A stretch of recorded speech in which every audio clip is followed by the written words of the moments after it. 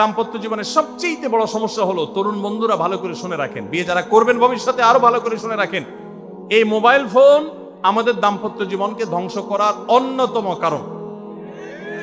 অতএব আল্লাহর ওয়াস্তে মোবাইলগুলোকে নিয়ন্ত্রণ করেন, মোবাইলগুলোকে নিয়ন্ত্রণ করেন। বাসায় ঢোকার আগে মোবাইলের গলা চিপে বন্ধ করেন, এরোপ্লেন মুড করেন।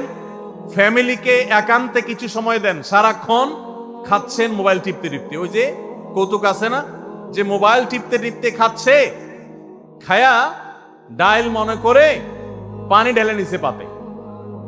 খাওয়ার সময় এবার চিন্তা করতে বলতেছে যে কি দিয়ে রান্না করছো, লবণ দাও না ডাইলে, আসলে ঢেলে নিছে কি পানি।